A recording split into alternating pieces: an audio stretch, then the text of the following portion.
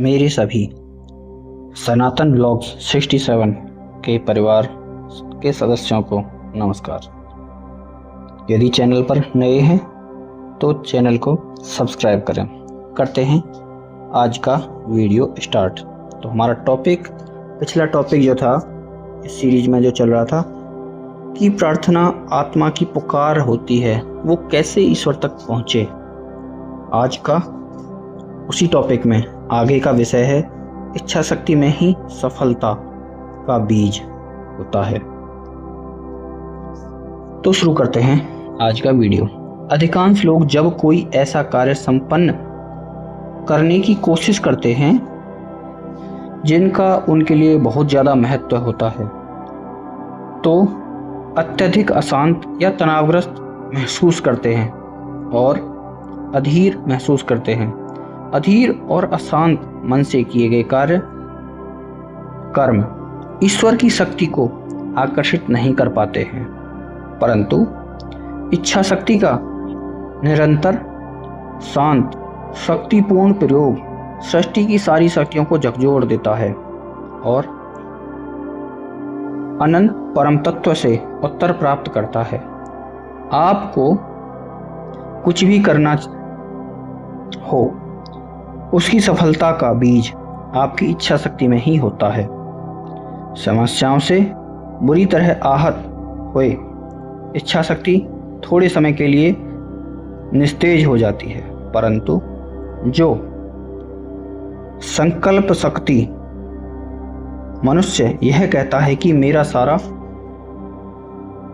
शरीर भले ही टूट चुका हो, परंतु इच्छा शक्ति रूपी मेरा मस्तक झुक नहीं सकता, वह इच्छा शक्ति की सबसे बड़ी अभिव्यक्ति को प्रदर्शित करता है। वह इच्छा शक्ति ही है जो मनुष्य को देवता बनाती है। जब आप उस इच्छा शक्ति का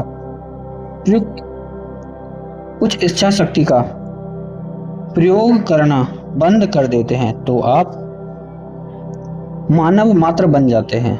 अनेक लोग कहते हैं कि हमें अपनी इच्छा शक्ति का प्रयोग नहीं करना चाहिए कि उसके कारण हम कहीं ईश्वर की योजना में हस्तक्षेप ना कर बैठें, परंतु यदि हमें इच्छा शक्ति का प्रयोग नहीं करना होता तो ईश्वर हमें वह इच्छा शक्ति देता ही क्यों।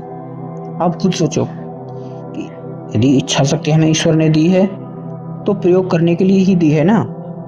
एक बार मेरी मुलाकात एक ऐसे आदमी से हो गई जो आग्रहपूर्वक यही कहता जा रहा था कि इच्छा शक्ति के प्रयोग को वह नहीं मानता क्योंकि उससे अहंकार बढ़ जाता है। मैंने कहा, आप अभी मेरा विरोध करने के लिए तो बहुत सी इच्छा शक्ति का प्रयोग कर रहे हैं, केवल बोलने के लिए भी आप उसका प्रयोग कर रहे हैं और खड़े रहने के लिए या चलने के लिए या खाने के लिए या सिनेमा जाने के लिए, यहाँ तक कि सोने के लिए भी आपको उसका प्रयोग करना ही होगा।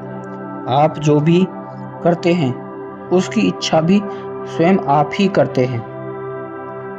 इच्छा शक्ति के बिना आप केवल एक यंत्र मानव बन कर रह जाएंगे। जब ईसा मसीह ने कहा था, प्रभु मेरी इच्छा नहीं केवल तेरी इच्छा पूर्ण हो, तो उनका यह मतलब नहीं था कि इच्छा शक्ति का प्रयोग नहीं किया जाना चाहिए।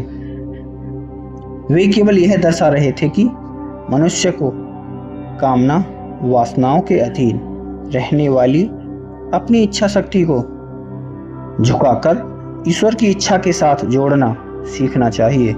इसलिए उचित प्रार्थना जब बार बार की जाती है तो वह इच्छा शक्ति बन जाती है। इस बात को दोबारा से गौर से सुनना। जब कोई उचित प्रार्थना बार बार की जाती है तो वह इच्छा शक्ति बन जाती है।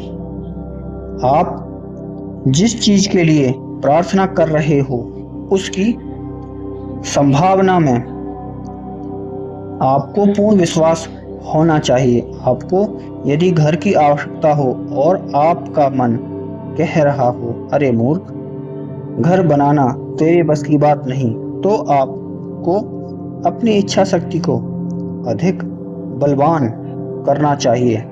जब आपके मन से बस की बात नहीं निकल जाएगा, तब ईश्वर की शक्ति उसका स्थान लेगी।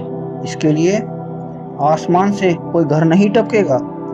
आपको उस लक्ष्य की प्राप्ति के लिए कार्य करते और इच्छा शक्ति को निरंतर प्रयुक्त करते जाना होगा। जब आप असफलताओं से हार माने बिना निरंतर प्रयास करते ही जाएंगे, तो आपकी इच्छा शक्ति वस्तु को मूर्त रूप दे देगी। उस वस्तु को मूर्त रूप होना ही पड़ेगा। जब आप लगातार अपने विचारों और गतिविधियों में उसी एक इच्छा की पूर्ति के लिए प्रयासरत रहते हैं, तो जिस चीज की आप इच्छा कर रहे हो उसे साकार होना ही पड़ता है। यही है हमारी इच्छा शक्ति का कमाल। और तो और आपकी इच्छा के पूर्ण होने का कोई तरीका दुनिया में ना हो, तब भी अगर आपकी इच्छा शक्ति निरंतर उसी एक इच्छा पर स्थिर रही हो, तो परिणाम किसी न किसी प्रकार प्रकट हो ही जाएगा। उस प्रकार की इच्छा शक्ति में ही ईश्वर का उत्तर होता है, क्योंकि इच्छा शक्ति ईश्वर से ही आती है और अखंडित इच्छा शक्ति दैवीय इच्छा शक्ति बन जाती है। यानी आपका विश्वास इतना दृढ़ हो कि जो आपने सोचा है वही होगा। आप अपनी बात से डिगे नहीं, आप अपने विचार पर कायम रहें और उस पर कार्य करते रहें, तो आपकी वो इच्छा जरूर पूरी होगी। इस पर कितने ग्रंथ और कितनी किताबें लिखी गई हैं। तो आज का वीडियो इतना ही। वीडियो लंबा ना हो, इस सीरीज का अगला वीडियो नेक्स्ट। आज के लिए धन्यवाद। वीडियो को पसंद आया हो तो लाइक जरूर करें, शेयर सब्सक्राइब करना ना भूलें। धन्यवाद।